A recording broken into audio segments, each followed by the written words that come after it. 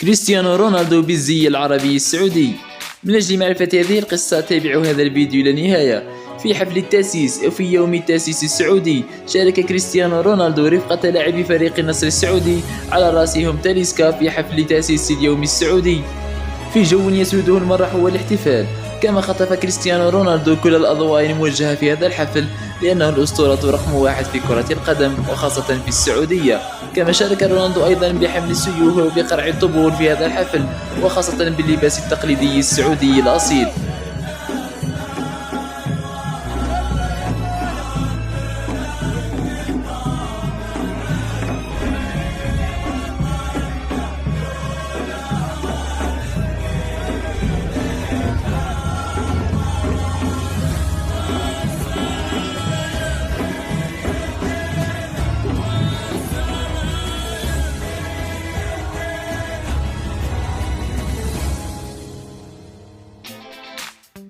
ويبقى السؤال المطروح: لماذا شارك كريستيانو رونالدو في هذا الحفل السعودي؟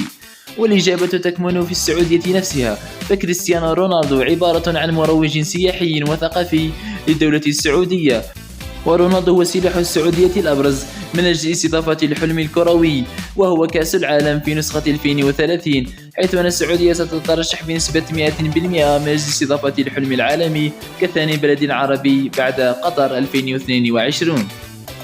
كما أن كريستيانو رونالدو هو سفير السعودية في هذا المونديال 2030 من أجل استضافة الحلم الكروي.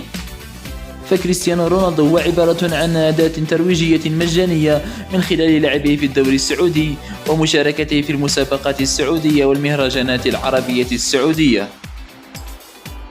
ففي أول مرة في تاريخ كريستيانو رونالدو يرتدي اللاعب البرتغالي القميص العربي الأصيل السعودية، وهذا إن دل على شيء فهو يدل على صلته القوية مع السعوديين. وهناك من يقول أن دفع 500 مليون دولار لكريستيانو رونالدو خلال موسمين ونصف رقم مبالغ فيه، ولكن حسب رأيي الشخصي هذا المبلغ لا شيء من خلال الإيرادات التي ستكسبها السعودية خلال ترويج كريستيانو رونالدو للسعودية. شكرا لكم على هذا الفيديو ولا تنسوا متابعتنا.